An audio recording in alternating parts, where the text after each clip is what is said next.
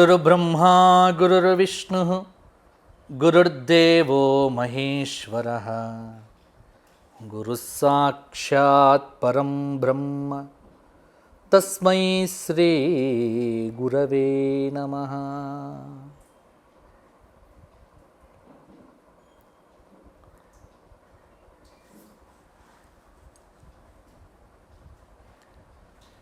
वेदः प्रणिहितो धर्मः अधर्मस्तद्विपर्ययः वेदो नारायणः साक्षात् స్వయంభూరితి శుశ్రుమ అనే భాగవత వాక్యాన్ని ఇప్పుడు మనం గుర్తు చేసుకోవాలి. ఎందుకంటే వేదము ఏదైతే చెప్పిందో అదే ధర్మము, వేదములో ఏదైతే లేదో అదంతా అధర్మము. ఇది చాలామంది చెప్పుకుంటారు, తెలుసుకుంటారు. కానీ తెలుసుకున్నటువంటి దానిని ఆచరించి వారి జీవితమునే వేదమయ ధర్మ మార్గానికి అంకితం చేసినటువంటి వారు మాత్రము చాలా వేళ్ల మీద లెక్క పెట్టే వ్యక్తులుగా ఉండవచ్చు. కానీ వేద జీవనమే ఆయన ఊపిరి, వేద మార్గమే ఆయన నడక, ఆయన ఉచ్ఛ్వాస నిశ్వాసలే వేదమైతే, మాట్లాడే ప్రతి మాట అది వేదార్థమైతే, ఆయన ప్రవచించేటువంటి ప్రతి ప్రవచనము వేద భాష్యమైతే, వీటన్నింటికి సాకార స్వరూపమే బ్రహ్మశ్రీ పట్లూరు సోమయాజులు గారు. వారి పూర్తి పేరు మాణిక్య సోమయాజి. అంత్య సమయంలో వారు సన్యాసాశ్రమాన్ని స్వీకరించి బ్రహ్మానంద స్వామిగా దండాన్ని చేతపట్టుకొని అహం బ్రహ్మాస్మి అనేటువంటి అనుభవ వాక్యమును తాను పూర్తిగా అనుభవించి సన్యాసాశ్రమం స్వీకరించిన కొన్ని క్షణాల్లోనే భగవంతుని యొక్క పరమపదాన్ని చేరుకున్నటువంటి మూర్తి శ్రీ పట్లూరి సోమయాజులు గారికి ముఖ్యంగా వారు మాకు పితృ సమానులు, మార్గదర్శకులు, గురువులుగా ఎన్నో విషయాలు చెప్పినటువంటి వారు. వారికి మా సుధర్మ టీవీ పక్షాన ప్రగాఢమైనటువంటి నివాళిని సమర్పణ చేస్తూ వారికి సంబంధించినటువంటి కొన్ని విషయములను, నా పరిచయం అలాగే నాలో కలిగినటువంటి భావాలను మీతో పంచుకోవటానికి నేను ప్రయత్నం చేస్తాను. వారికి సంబంధించినటువంటి కొన్ని విషయాలను నేను మీతో చెప్తాను. గహనమైనటువంటి వేద రహస్యాలను కథలుగా చెప్పగలిగినటువంటి వాంగ్మి, గంభీరమైనటువంటి మర్మాలకు అద్భుతమైనటువంటి పదములతో అర్థాలను వివరించగలిగినటువంటి దార్శనికులు. వారే వేద విద్వన్మూర్తి బ్రహ్మశ్రీ మాడుగుల మాణిక్య సోమయాజులు గారు. వారికి సంబంధించినటువంటి కొన్ని విశేషములు. నిజాం నిరంకుశ పరిపాలనలో మగ్గుతున్నటువంటి రోజుల్లో వారు పుట్టారు.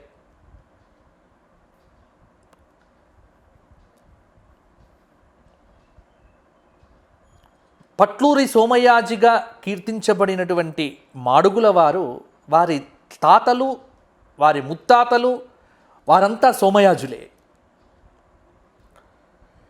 ముత్తాత గంగాధర దీక్షితులు గారు, తాత రామకృష్ణ సోమయాజి, తండ్రి పురుషోత్తమ సోమయాజి. అందరూ సంప్రదాయకంగా వేద విద్యను అధ్యయనం చేసినటువంటి వారే. తండ్రి కేవలం వేదంలోనే కాదు, మీమాంస, వ్యాకరణం, తర్కము మొదలైనటువంటి శాస్త్రముల యందు ఈ విధంగా అద్భుతమైనటువంటి విద్వత్ కుటుంబంలో జన్మించినటువంటి వారు శ్రీ మాడుగుల సోమయాజులు గారు. అయితే 13వ సంతానం వారు. ఆ రోజుల్లో 13 మంది 14 మంది సంతానాలు. వీరు వారి తండ్రికి 13వ సంతానం. కొన్ని రోజులకే తండ్రి మరణించారు. తండ్రి మరణంతో కలిగినటువంటి లోటును తీర్చటానికి వారి తల్లి, ఆవిడ పేరు కూడా జనాబాయి. జనాబాయి అనగానే మనకు చంద్రభాగా నదీ తీరంలో ఉన్నటువంటి పరమభక్తురాలు కనిపిస్తుంది. ఆ చంద్రభాగా నదీ తీరంలో కృష్ణ ఐక్యం పొందినటువంటి జనాబాయి పేరునే మాడుగుల సోమయాజి గారి యొక్క తల్లికి పెట్టారు. అందుకే ఆవిడ కృంగిపోలేదు. మహాభారతంలో కుంతీదేవి ఏ విధంగానైతే తమ కొడుకులను సమర్థులుగా తీర్చిదిద్దిందో అదేవిధంగా జనాబాయి కూడా తన యొక్క తన కొడుకులను సంప్రదాయ వేద విద్యలో నిష్ణాతులుగా తీర్చిదిద్దటానికి ప్రయత్నం చేసింది. అయితే అప్పటికి తెలంగాణ ప్రాంతంలో నిజాం పరిపాలన నిరంకుశంగా ఉండటం, వేదాన్ని చెప్పగలిగేటువంటి అధ్యాపకులు లేకపోవటం, అందువల్ల సానుకూలమైనటువంటి వాతావరణం లేకపోవటం వల్ల గుంటూరు జిల్లా సత్తెన్నపల్లి తాలూకా చెవటపాపయ్య పాలెంలో ఉన్నటువంటి వేద గురుకులానికి తీసుకొని వెళ్ళింది. అక్కడ ఆమెకు ఎన్నో పరీక్షలు ఎదురయ్యాయి. ఎందుకంటే ఆ రోజుల్లో నిజాం ప్రాంతం నుండి వచ్చినటువంటి వారికి అక్కడ వేద విద్యను అధ్యయనం చేసే అవకాశం లేదు అని వారు పంపించారు. కానీ ఆవిడ ఒప్పుకోలేదు, పట్టుదల పట్టింది.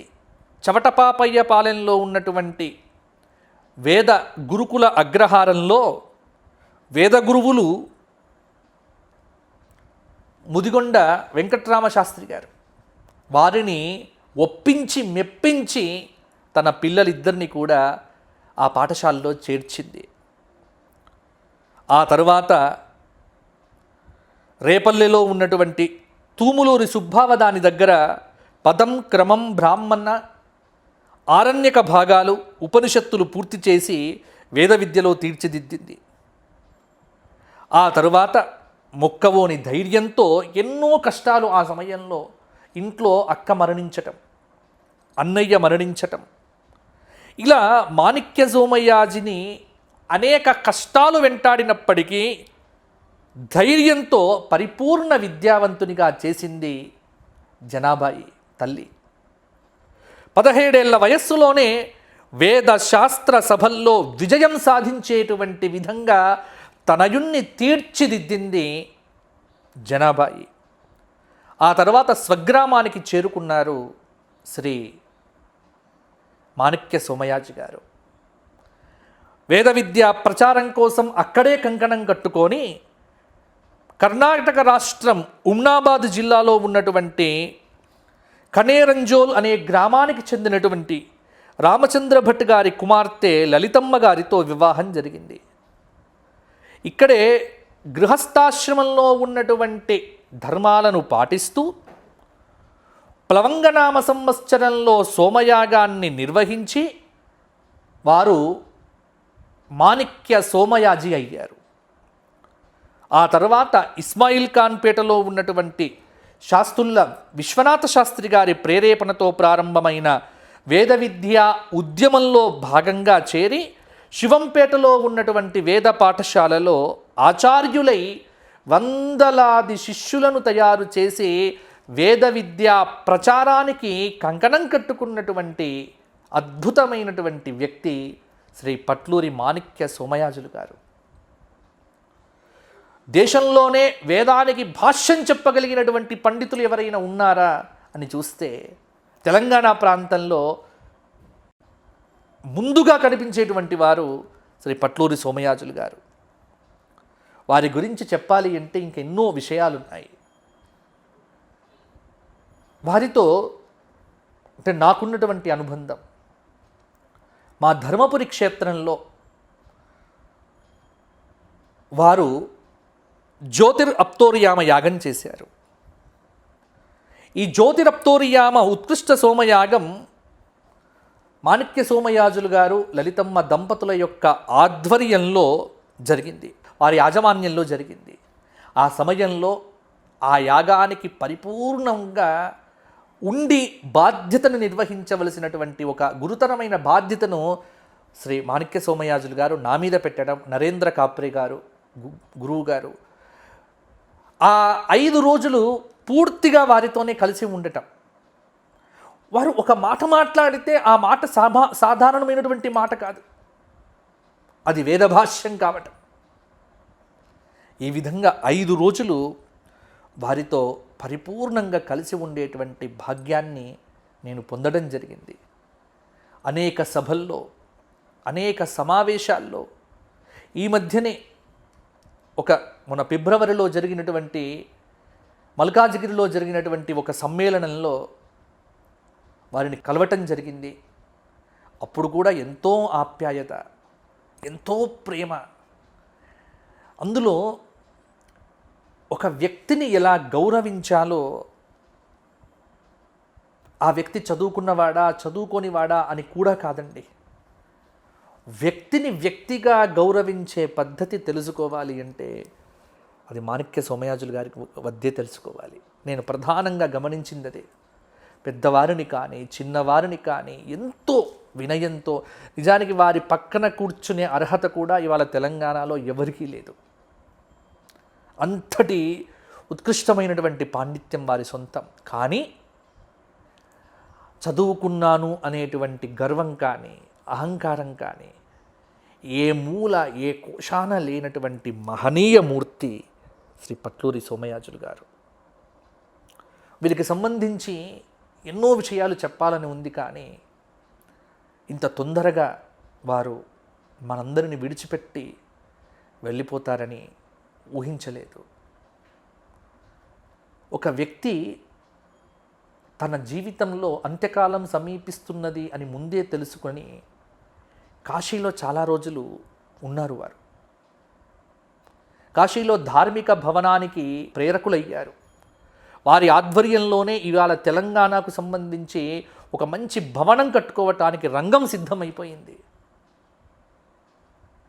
ఎంతోమంది శిష్యులు, ఇవాళ చాలామంది దాతలు డబ్బిచ్చారంటే శ్రీ పట్లూరి సోమయాజులు గారి యొక్క వ్యక్తిత్వమును, వారి సామర్థ్యమును, వారి ధార్మిక జీవనమును చూసి డబ్బిచ్చారు. అది పూర్తి అవుతుంది వారి ఆధ్వర్యంలోనే అని అనుకున్నాము. కానీ ఇంతలో మరి ఈ సంవత్సరం వారు అర్ధాంతరంగా తమ తనువును చాలించడం చాలా బాధాకరమైనటువంటి అంశం. ఒక వ్యక్తి యొక్క గొప్పతనం పుట్టుకతోనే కాదండి, వారి మరణంలో కూడా కనిపించింది.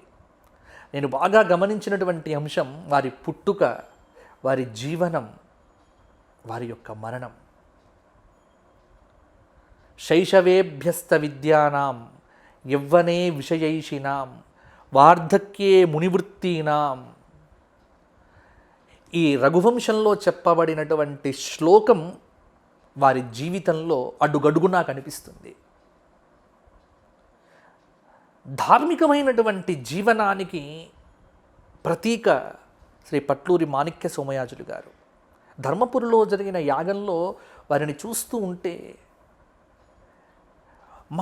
అంటే యువకులతో పోటీ పడేటువంటి తత్వం, ఎంత చురుకుగా ఉండేవారో. భోజనం లేకున్నా చాలా గంభీరంగా ఉండేవారు, చురుకుగా మాతో పాటు కార్యక్రమాల్లో పాల్గొనేవారు.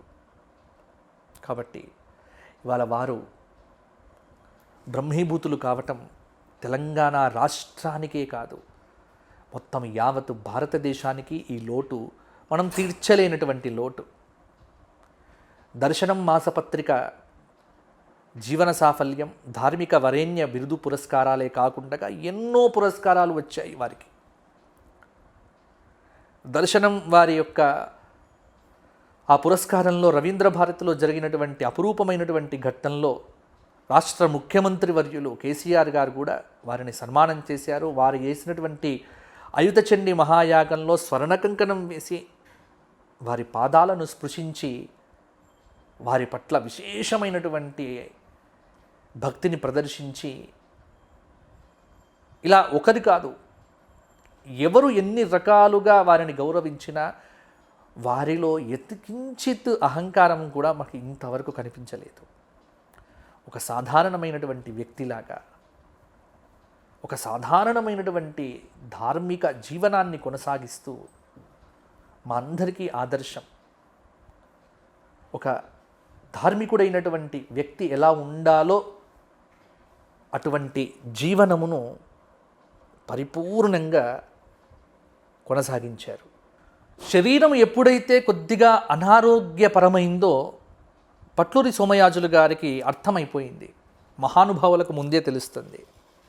ఒక గొప్ప ఉపాసకులు వారు. అందుకేనేమో వారు సిద్ధి పొందేటువంటి రోజునే తురీయాశ్రమ స్వీకారం చేశారు. నాకు అనిపిస్తూ ఉంటుంది,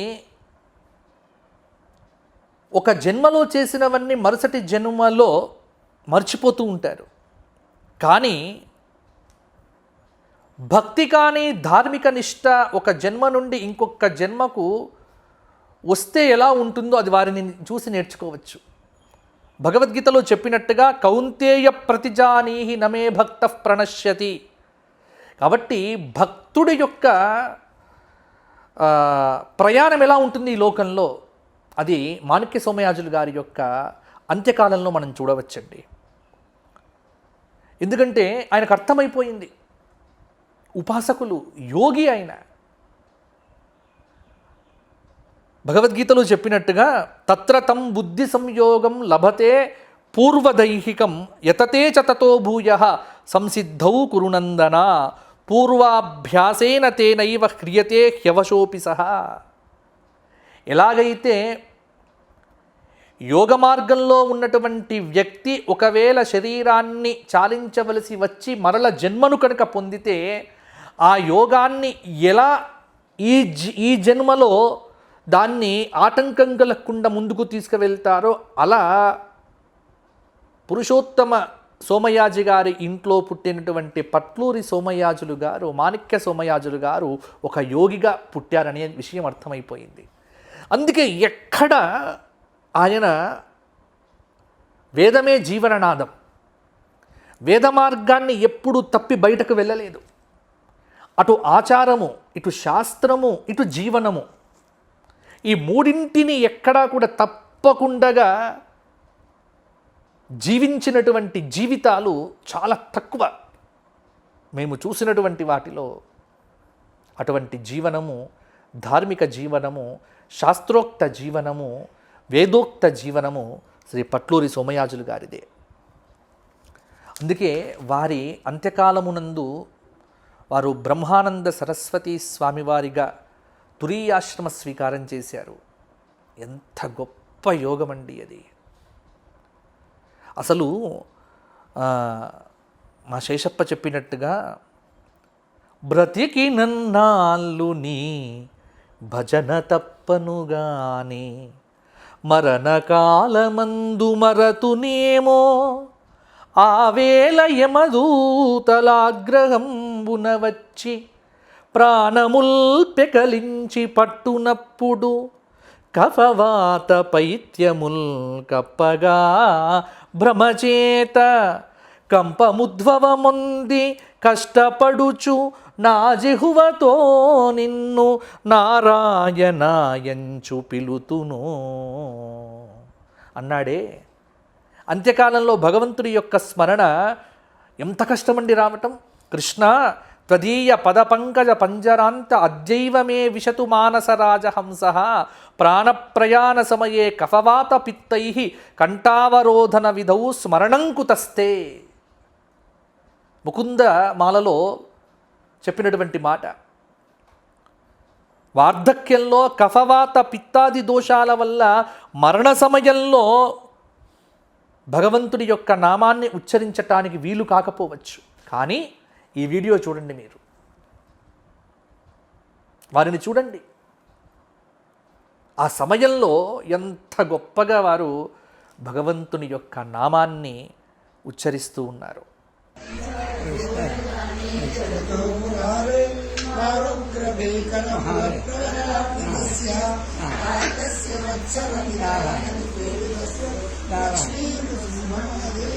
కూర్చోడానికి శరీరం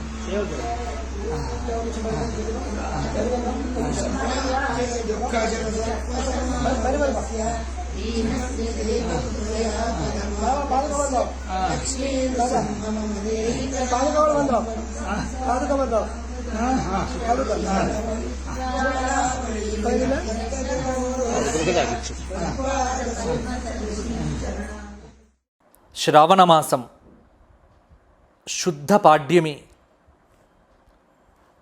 ఆగస్టు 9వ తేదీ సోమవారం శివనక్త వ్రతాన్ని ఆచరించి శివప్రదోష కాలంలో అనంతశ్రీ విభూషితులు శ్రీ శ్రీ శ్రీ బ్రహ్మానంద తీర్థ మహాస్వామి వారు బ్రహ్మీభూతులయ్యారు. ఉదయం బ్రహ్మానంద సరస్వతీ స్వామి వారిగా దండాన్ని చేపట్టుకున్నారు. ప్రదోషకాలంలో బ్రహ్మీభూతులయ్యారు. ఇంతకంటే గొప్ప మరణం భాగవతంలో పరీక్షిత్తుకు వచ్చినట్టుగా, అలాగే తమ మరణ సమయాన్ని ముందే పసిగట్టి తురీయాశ్రమ స్వీకారం కూడా చేసి బ్రహ్మచర్య, గృహస్థ, వానప్రస్థ, సన్యాస అని మహాభారతంలో చెప్పబడినటువంటి చతుర్విధ ఆశ్రమాలను పాటించినటువంటి వ్యక్తి, శక్తి తెలంగాణ రాష్ట్రంలో బ్రహ్మశ్రీ పట్లూరి సోమయాజులు గారు మాత్రమే. అందుకే పట్లూరి సోమయాజులు ఊరి పేరు వారి సొంతం. వారు ఆ ఊరిలో పుట్టడం వల్ల ఆ ఊరి పేరు చూడండి ఎంత వెలిగిపోయిందో. నరేంద్ర కాప్రే గురువుగారు చెప్పినట్టుగా ఆత్రేయం మాడ్గులే జాతం మాణిక్యం సోమయాజినం నరరత్నం దేవమయం వందే పట్లూరి వాసినం. వారికి నమస్కారములు చేస్తూ స్వధర్మ టీవీ పక్షాన వ్యక్తిగతంగా నేను బాచంపల్లి సంతోష్ కుమార్ శాస్త్రి నన్ను పరిపూర్ణంగా జీవితంలో అనేక రకాలుగా అనుగ్రహించినటువంటి వారు, మార్గదర్శకులు శ్రీ శ్రీ శ్రీ పట్లూరి మాణిక్య సోమయాజులు గారు. వారే శ్రీ శ్రీ శ్రీ బ్రహ్మానంద తీర్థ యతీశ్వరులుగా బ్రహ్మీభూతులు కావటం, వారికి నా ప్రగాఢమైనటువంటి శ్రద్ధాంజలి అశ్రునయనములతో వారి దివ్య చరణములకు సాష్టాంగ ప్రణామములు సమర్పణం చేస్తూ, వారి యొక్క ప్రేరణ, వారి యొక్క అద్భుతమైనటువంటి మాటలను ఇప్పటికీ స్మరించుకుంటూ, వారు చూపించినటువంటి మార్గంలో ధర్మ ప్రచారం మనమంతా కూడా చెయ్యాలి అని, ఈ సమయంలో వారి కుటుంబం అంతా ధైర్యంగా ఉండాలి అని, వారి కుటుంబమునకు ప్రగాఢమైనటువంటి సానుభూతిని తెలియచేస్తూ వారి దివ్య చరణములకు సాష్టాంగ ప్రణామములు సమర్పణం చేస్తున్నాను.